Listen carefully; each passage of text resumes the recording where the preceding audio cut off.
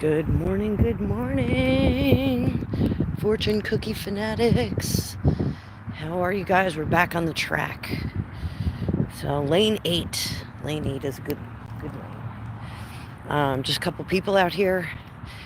I'm not going to stay on super long. It is cold. I think it's about 30 degrees right now. So, got my new sunglasses, new prescription sunglasses, and these are the ones I was waiting for from China. They actually are great. Good morning, Joy. Can you hear me okay? Because I have earmuffs on. Earmuffs. So, just thinking about this golden age of America that is coming up. I was ruminating on it last night. Good morning, Susan. Oh, I'm just getting started, Susan. I just dropped off child number 2, and I'm getting to work. So, honestly, the sunglasses were a shocker because my optician was like, "Yeah, those companies, they're never great. They never get the prescription right." They got it right. I got 2 pairs, 2 different pairs, but this pair I got for going around the track and running. So a little cute. I like the little dragonfly on the side. But anyway, so I was meditating last night on the difference between the Gilded Age and the coming Golden Age of America. So, and I had a discussion with a friend of mine, Brian, not long ago. We were texting. It was very brief, but great guy. And one of the things that I said, I told him, I said, I think he's very differently minded than I am politically. And I said, I think it's very interesting to go back to the economic practices of the Gilded Age, kind of adapt them to a modern age. I think that's going to be very different. And he was like, "What? It's based on people, being worked to death and no labor laws." I said, "Yeah, but we build on that. We build on the mistakes that we." Whew, it's cold. Build on the mistakes that we made, 100 years ago, 150 years ago, and apply the things that we know. I really wish they'd get rid of that soccer net there. The soccer net's wild. So I was like, I'm going to meditate on this and see what wife of a grumpy Marine just texted me something about the monkeys down in South Carolina. I can't see it until I log off this. So I'm going to go back to me so you guys can see my gorgeous face and my earmuffs. It is cold. I have 0 makeup on too. Lighting is terrible. No ring light out at the track. So I think there's going to be a difference in the golden age, this purported golden age that we're going to get, because there's going to be a different attitude toward work. So what do I mean by that? I think the 70s we were still kind of, working for a living. The 80s, I think things were very easy. Now, I came up in the 70s and the 80s. I was an adult in the 90s, and it just seemed like everything was a little bit easier. A lot of stuff was handed over to people. And I don't think that that's going to be the case with this coming golden age. I really think that there will be a premium put on hard work and efforts put in. And I think there's a collective change of work ethic that we're going to see. I absolutely believe that this administration is going to put a premium on that work ethic and work hard, reward hard. So I know that this team that Trump is putting together is going to be... I'm sorry, wifey's texting me. I'm going to pull that up and see if I can see it. Share it with you guys. I can't screen share because I'm on my phone. But I do think that the part of the efforts of this administration that he's putting together is that they're going to create an environment that is much easier. So the opportunity economy that Kamala Harris was talking about is going to be realized with the Trump administration. I think that's what's going to happen. So I think they're going to put things in play, including this prediction, walking prediction. Good morning, TD. TD, I owe you a text. I was running around like a psychic chicken with my head chopped off yesterday. I literally went from the day before. I was working from like 5 a.m. until 11:30 at night, I think. And yesterday, I did my walk. I went to therapy, and then I read cards right up until the minute I had to go to a band meeting, and then I came home and I just collapsed. I didn't look at email. I didn't look at anything. I just collapsed face first into my bed. These are my daughter's earmuffs, but TD, check out the glasses. I got these from Mukal online, and they're a prescription, and they're actually really great. I look pretty beat up though. So I do think that we're going to see something very, very different. I think they are working up this opportunity economy to be something pretty special. So ask me questions, guys. I'm on, what is this, my second lap? I think I'm on second lap. I'm not counting. I'm just relying on my watch. So this is morning predictions. What do you guys want to know? Politics, royal family. Don't ask me about Princess Catherine. There's a reason for that. I don't think things are going well with her. So, I think they're going to go into a lull at the moment with her. But I do think that there are some other issues that are cropping up. Oh, and I wanted to talk a little bit more about King Charles and Camilla. So I briefly said yesterday, oh, hang on, Christy. Good question. So I briefly talked about King Charles and Queen Camilla entertaining the idea or being curious about the idea of retirement or abdication like Queen Margrethe did. And I do think that that's still a consideration of theirs. I do think that looked terrible. I gotta get a better angle here. I do think that is a consideration of theirs. I think we may see them bow out 6 to 8 months before one of them passes. I do get the sense that King Charles is going to go first. I know a lot of people are saying they're anticipating a sudden expiration of Queen Camilla. I've always said I think Queen Camilla has a blood disorder of some manner that is managed at this point. There are slow-growing leukemias, things like that. I know she has a back issue, but I do think that there is something underlying there which weakens her. But I think she's found a good pace where she just kind of gets on with her day. And she's pretty stalwart, so we all like that. But King Charles, I feel like he is in decline, and I'm sorry if that upsets anybody. I do feel like he's kind of in decline, and I think we're going to see things crop up with the Princess of Wales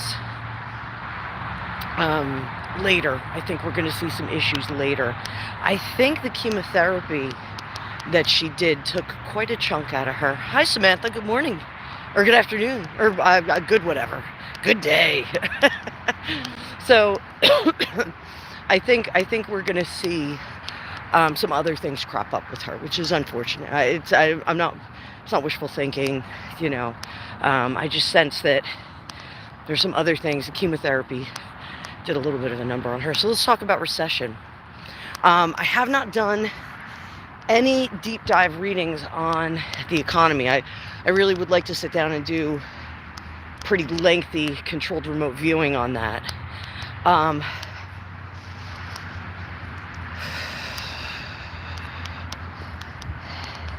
the economy is going to remain, the world economy, not just the U.S. economy, world economy. Guys, give me a thumbs up if you hear me okay, because I do have an earbud in, and oh my God, look at that. I need a better jawline. Uh, so, world economy, I think, is going to remain questionable for the next 18 months for all of us plebeians on the outside. On the inside, I think the repair work is going to be done. Fix my earmuffs. So what do I mean by that? I do think, good morning, everybody. Oh, you hear me? Okay, great. Great. So imagine you have a virus and all those white blood cells are running toward the issues, the infections. I believe that is what's happening. So when you're sick, you don't realize that those white blood cells are working so hard and they're doing everything they need to do. It's cold, guys. It's like 30 degrees. I have no gloves on either.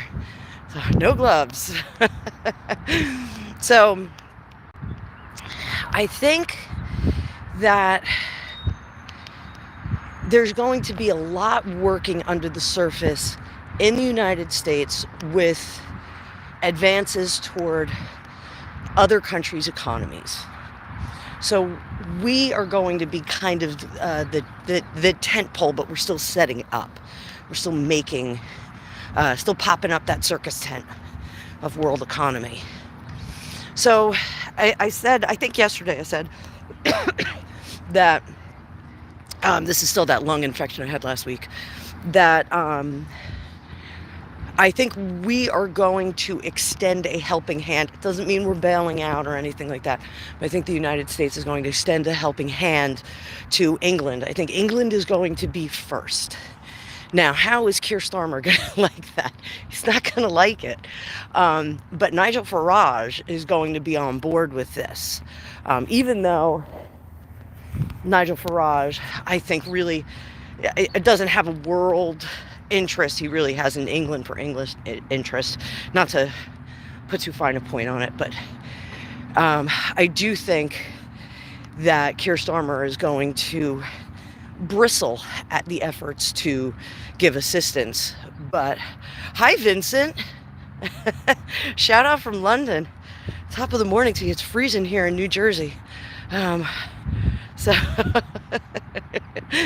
So yeah, I'm freezing my butt off doing my walking predictions. So I think Keir Starmer is going to shut up about it, though. I think he is going to, with a pickle face, accept some corrective assistance from the United States for the economy. Good morning, Zephyr. Bright and early for you. It's doggo 30, 5 a.m., in my opinion. So, my dog was acting like an idiot this morning. I don't know why. It's probably because it's cold out. But, so, I think that there's going to be some economic assistance that is accepted but not loved. Let's put it that way. I don't think that the current government in England is going to be really, really supportive of it. But I think they need it, and they're going to take it, but like with a pickle face. So, speaking of Keir Starmer, everyone keeps asking me, all my friends in the kingdom keep asking me, in the United Kingdom, keep asking me, like, what's going to happen with this dude? I do think that the poor turnout for the British elections was due to, I just want to say, apathy. I think there was a thought that, it's just going to be what it's going to be, and we'll just do this. But I think the U.S. election has changed some perspective of the people of England, Scotland, Ireland, the kingdom, the United Kingdom. I think that it's changed the perspective. I think they're kind of surprised that our election went in the direction that it did this year. And I think that there is a culture within the culture that is being invigorated by this. There's a rebelliousness, but in a very British fashion, like a very polite British fashion. There's a rebelliousness that is brewing in England. Now, I'm not saying we're going into rebellion. I do think it's a return to traditional values, because I think that this section, this segment of culture is very keen on developing practices that honor history. And let's face it, like, English history is so rich and so wonderful and entertaining and interesting, and I should say wondrous. It's really something that you can sit there and ponder all the different decision making, all the different actions that were taken. I very much think that is something that needs to be preserved, and that a lot of people do want to preserve in England. But I think that there is a progressiveness as well. I'd posit to you this, like, if you ever go to Amsterdam, Holland, Belgium, you'll find these ancient buildings with like a glass and steel structure next to it. So there is this fusion of tradition and innovation and progress. And I think England is going to start to embrace that politically, culturally. I mean, culturally, it's already there, but politically, I think we're going to see more of that. And I do think that the entire planet, not the entire planet, but a lot of like our major first world countries are starting to understand that we could. Good morning, Cassandra. I'm just looking at the comments here. So I think that we're going to see people drifting more toward center. Remember, hit that like button, guys. Hit the like. Today, I am gonna just take a breather. Going for this nice walk. I gotta take one of my other kids someplace else. Driving my son's car, which is weird. It's like this crazy souped up Infinity, and it's very strange. I don't like driving cars that'll load the ground. Much more comfortable driving like a crossover SUV kind of thing. So I think people are, it's so cold. I think people are going to start to drift more toward the center, if not a little bit right. A little bit more in honor of tradition. You can't be in rebellion every single day. You can't, you can't have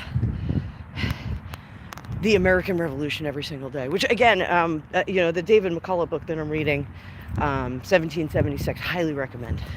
Especially if you're from outside the United States. It's a great book. On Audible, it's only like 5 hours out of your life. It was a very colorful, descriptive view of the American Revolution without kind of leaning into too much modern day politics. So really, really good. I love these glasses. My hair looks crazy. My grandmother always said, when you're older, keep your hair neat, otherwise people will think you're crazy. I think I hit that age like maybe 8 years ago. I should be keeping my hair neat. In fact, I'm going to fix it. Hang on 1 second. Hang on, kids. Oh, please hold.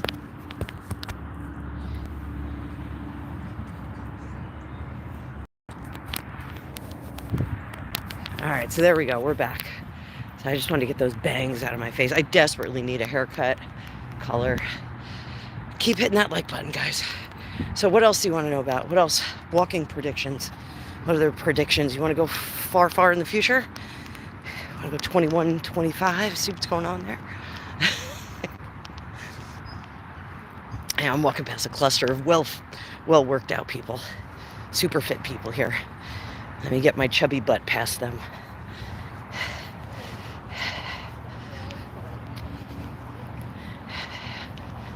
Morning. So, give me some ideas, guys. What do you want to hear? Because otherwise I'm going to jump off and speed up. turn the camera around. It's not quite as beautiful as it was yesterday. Our sky is not as blue. Our sun is not as bright. But the track is still as big. Look, here we go. Here we go. I can't even tell you how many hours I spent at this track when I was a kid. Can't even tell you. So, all right, that was about 20 minutes. This is what I'm going to do, guys. I'm going to sign off. I'm going to do some production a little bit later at my leisure. I'm not rushing through today. Today is a chill day for me. Last 2 days I have been working my butt off. And if anybody asks me to cook anything, I'm going to freak out. I love cooking. I don't want to cook today. Maybe I'll make a macaroni and cheese. I don't know. Ruin my diet. It's all right. If nobody wants to hear any more predictions, I'm going to sign off. Thank you so much for joining me. Hope you guys are having an amazing day so far. Get out there. Make some things happen. Just for my psychics out there, physical fitness does make a difference. Helps your vibrate a little bit better. It's all right. I'm gonna check out, guys. Have a great day. See you tomorrow.